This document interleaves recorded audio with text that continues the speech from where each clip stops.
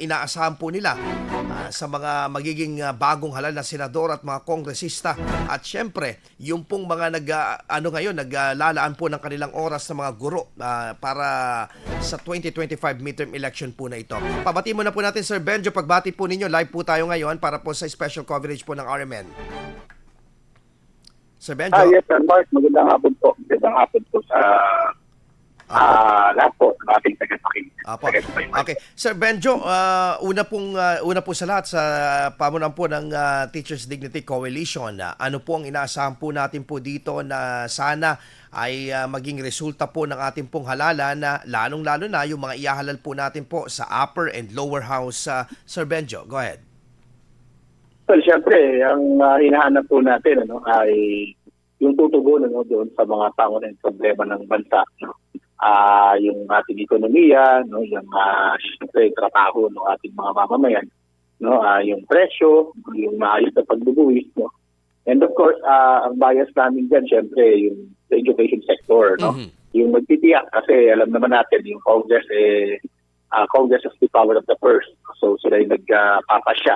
Kung o magkano ilalaan na budget sa bansa at paano ito ilalaan sa bawat ahensya. So nakita natin yung malungkot na karanasan ngayon, ngayong 2025 kung saan ay hindi talaga sapat yung budget ng education sector, in particular ng DepEd. Tapos tinaasan yung sa tingin namin ay mga hindi naman ganun kagiat at esensyal na mga gugulin gaya ng mga ayuda na nasa ng dole out at nagiging bahagi ng tinatawag nating patronage politics.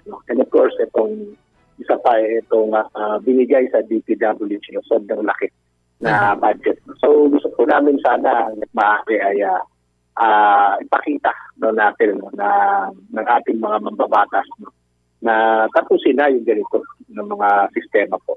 Apo. Sir Benjo, dito naman po sa mga silbi sa na magiging po natin mga electoral boards po natin po ng mga guro po natin. So far sa mga members po ninyo, meron po bang mga hinaing po sila pagdating sa benepisyo, seguridad at kaligtasan at ilang pang mga yung convenience of course kasi sobrang init po ng panahon po ngayon.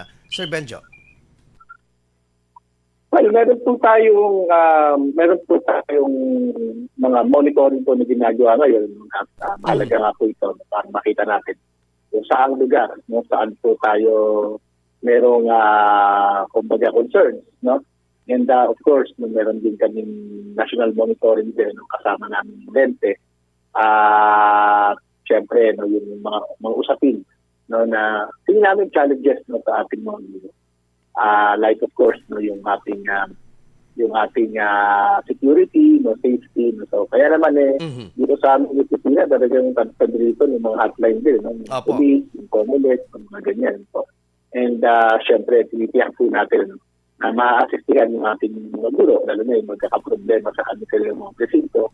O magkakaroon ng ilang mga issues, gaya ng kanina may mga ulat na sa amin na merong nabutas na balota, merong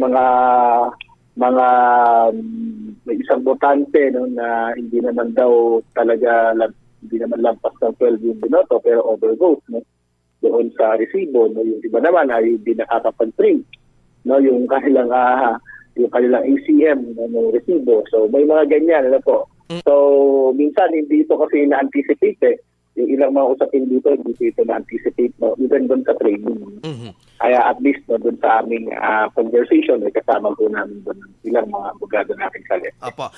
Sir Benjo, ano pong pwede nyong pakiusap o sabihin po sa mga botante po na medyo umiinit ang ulo, ang pinag-iinitan po yung mga teachers po natin minsan? Well, nasit yan, ganyan talaga ang nangyayari. At least mga botante, medyo maintindihan pa po natin. Kasi siyempre, iba dyan, gusto na rin makaboto agad, makauwi, mahabang pila, medyo minit ang ulo. At mainit talaga yung panahon. Di ba kanina, meron na tayong mga ulat na naitala na nasa danger level, yung index nila sa ilang mga lugar sa ating bansa. Tapos, pero ang isang mas masakit nga dito, yung mga poll watchers, no? Yeah. Kasi parang trend din, para pa rin yung minsan, yung mga poll workers no, sa ating ng electoral board. No? Mhm. Parang siguro sa kanilang very passionate no, pagkampan doon sa kanilang tungkulin no, na iniata sa kanila ng kanilang mga principal, ng kanilang mga politiko, doon sa umaabot no, sa gayon. Nakakalungkot. No? Mhm. Pero ano din naman, ang ating mga guro naman ay train trend, no? Na maging ng mahaba, no, habaan ng kanilang pangunawa at pasensya sa mga kababayan po natin. Sapagkat naunawaan naman po natin Apo. yung implikasyon po ng eleksyon ito at yung nakakaya dito, no, yung emosyon, ano, Yeah. maraming nakakaya no, dito Correct, sa correct. ating halalan po.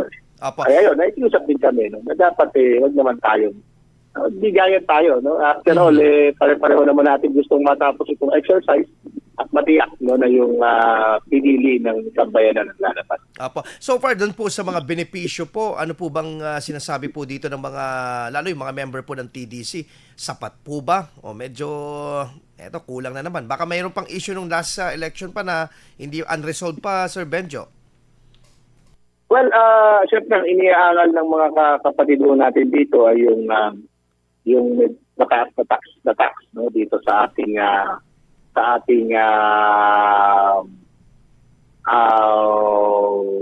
compensation, no, yung Opo. ating Honorarium. honoraria. Oo. No? So, mataas, no, nasa 15% no, yung inaabot.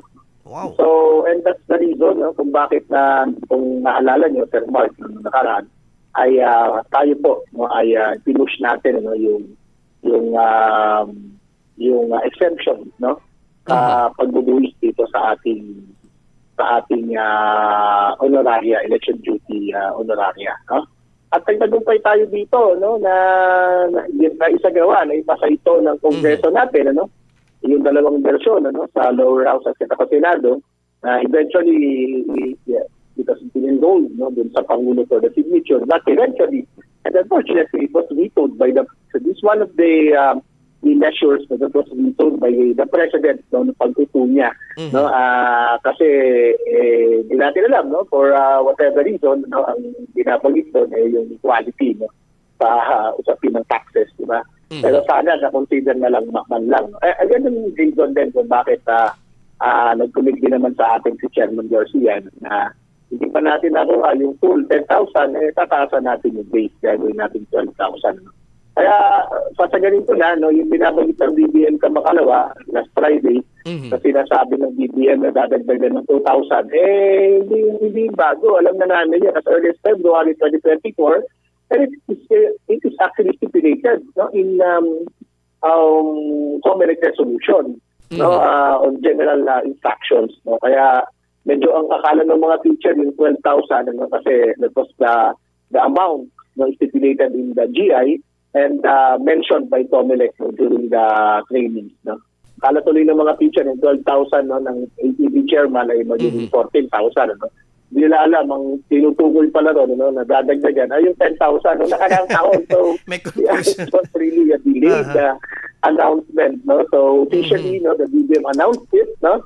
But, well, everybody knows about it. No? So, sila na lang hindi nakakaalam. Okay. Anyway, Pero, yeah, nevertheless, syempre, no, natuwa rin naman kami dito dahil, well, this is unprecedented, no? Pangalawa, gumawa ng paraan din naman in fairness din sa Comelec. Pero, ayun, no, sana eventually yung buwis dito, no, dahil minsan lang naman ito this is a special task, no? This is a special duty. No, bakit pa naman di ba? Bakit pa naman bubuwisan? Yun po yung aming tama, correct.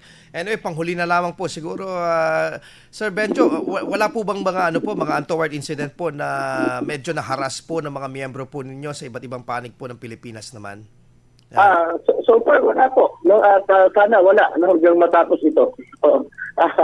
Siyempre, minumotor lang namin, di lang naman din yung aming mga miyembro, pati yung mga kapitbahay ng eskwelahan. Correct. Pati yung mga kaibigan po natin, ng mga teachers po na kahit hindi miyembro ng TDC, siyempre, minumonitor namin lahat po ito, no? At yun nga, no, we are actually fortunate enough that Lente, no, again, no, we have this another partnership with Lente. Siyempre, yung usaping legal, yung customs of legalities ay binabato namin pa. Okay po. Maraming salamat po, Sir Benjo. And I'm sure medyo busy po kayo ngayon, lalo sa mga monitoring po na ginagawa po ng inyo pong samahan po ngayon. Mabuhay po kayo at kasama po ng mga kasama po ninyo. Yes, sir. Salamat din po, Sir Mark. Magandang umaga po. Maraming salamat. Sir Benjo Basas, ang chairman po ng Teachers Dignity Coalition. Bantay Balota 2025 Midterm Election. The RMN News Special Coverage.